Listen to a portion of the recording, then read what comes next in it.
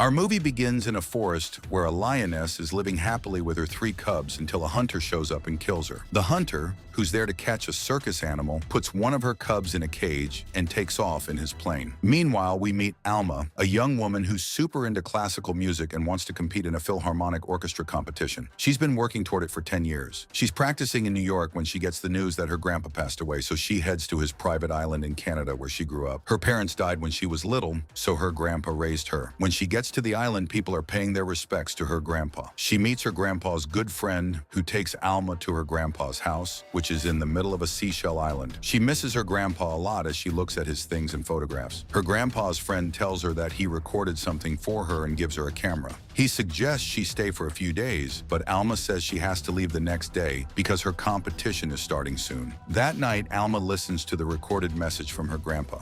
I love you, my blue fairy. I'll always be here. The recording also shows a she-wolf who became a good friend of his. Alma gets emotional and starts playing the piano. The hunter's plane, carrying the lion cub named Dreamer, crashes on Alma's island due to bad weather. Mayday! Mayday! Mayday!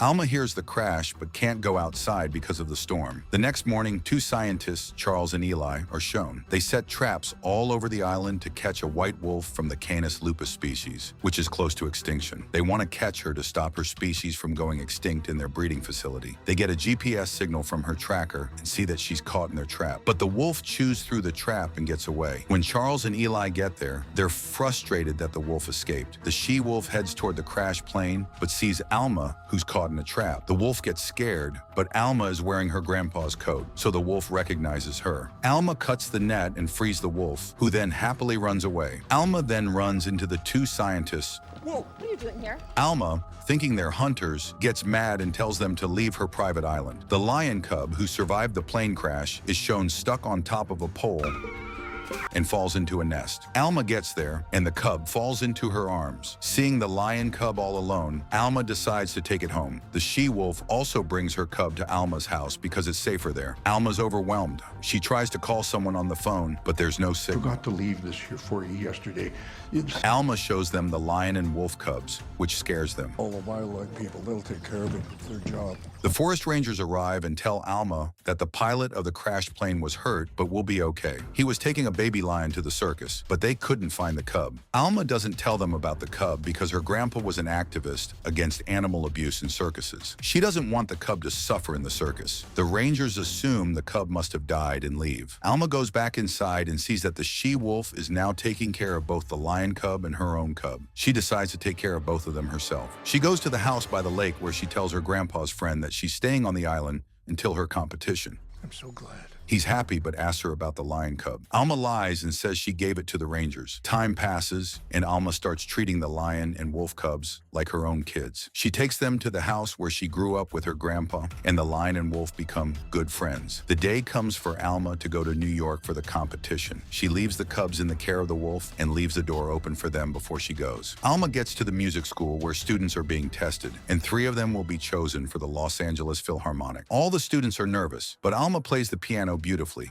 and is selected. Meanwhile, the she-wolf is roaming outside the house when Charles and Eli show up and knock her out with a tranquilizer gun. They're happy they finally got her. When Alma returns 2 days later, she's shocked to see the 2 animal babies are all alone and the she-wolf is gone. She's really worried and looks all over the island for her, but can't find her. I can't take care of them by myself. Alma is upset but tries her best to take care of the 2 babies. The next day, when she's feeding them, her grandpa's friend Joe shows up and gets mad because Alma lied to him. Alma explains that the lion cub is from the circus and that her grandpa was an activist against circuses, so she decided to raise them. She tells him the she-wolf is gone and now she has to take care of them alone. Joe asked her about her competition and Alma says she got selected but turned it down because she didn't want to leave the animals behind. Joe tells her it was her dream, but Alma says it was her grandpa's dream, not hers. Joe understands and agrees to help. Alma starts living happily with the 2 cubs, but they don't always listen to her. She names the wolf cub Mozart and the lion cub Dreamer. A year later,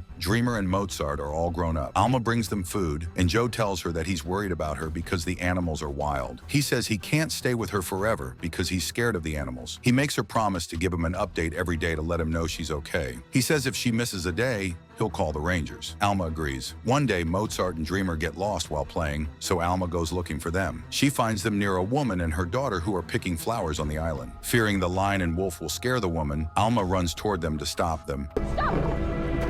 But she trips and falls, knocking herself out. The woman and her daughter don't see her and leave. Mozart and Dreamer get worried, but since Alma isn't moving, they stay with her and take care of her. The next morning, when Alma is still unconscious, Joe tries to contact her, but gets no response. He gets worried and goes to look for her. He finds Alma lying on the ground, but is scared when he sees the lion and wolf with her. He has no choice but to call the forest rangers. Alma wakes up in the hospital, where the doctor tells her she's okay because the animals kept her warm all night. The forest rangers caught Dreamer and Mozart. Eli goes to get the wolf and is happy to have him. A circus owner named Owen shows up with his son, Raph, to get the lion.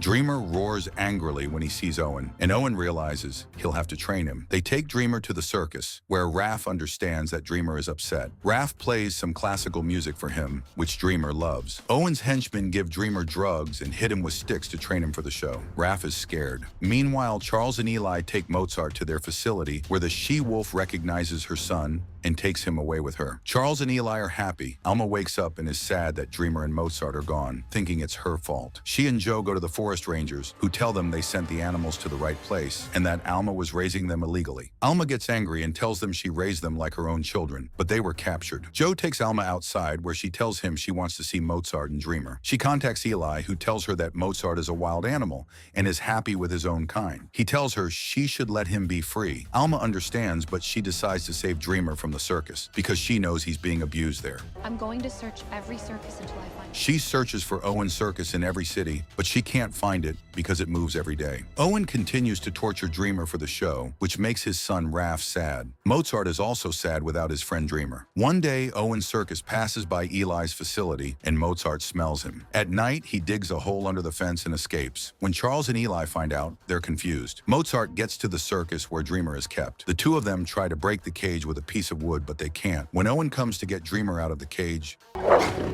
Mozart attacks him, and they escape. Dreamer is happy to be free. Owen and his son chase after them. Eli calls Alma, who tells him Mozart isn't with her. She says she thinks he's with his brother, Dreamer. Eli asks her who Dreamer is, and she tells him the lion cub's name was Dreamer. Eli thinks she's crazy, but when Charles goes to the circus using the tracker on Mozart's collar and doesn't find him, he starts to believe Alma. He tells Eli, who also starts to believe her, and goes to her island. He tells Alma she was right and that the animals are together. Alma shows him pictures of them together as cubs and says they've been together since they were little, so they have a deep bond. Eli tells her they can look for them together because Mozart is still wearing the tracker. Dreamer and Mozart are on their way to Alma's island. They pass through a town and go into a store to get some food, but a security guard sees them and they have to run. The people in the town get scared when they see a lion and a wolf. The next day, Alma and Eli go looking for them. Some police officers are also in the forest looking for them because the townspeople filed a complaint. Owen and his son Raph are also looking for Dreamer. Owen sees them and starts shooting at them with a tranquilizer gun. Mozart sees this and attacks Owen, but a bullet hits Mozart. Raph gives Mozart an antidote so he can be okay and takes the tracker from his collar. Owen is hurt and runs away. The antidote works, and Mozart gets better. Alma and Eli follow Mozart's tracker to a bar. Raph, who's been hiding in the bar, is asked about the animals. He says he saw them on the road. Alma and Eli get worried and start to leave, but Raph wants to help.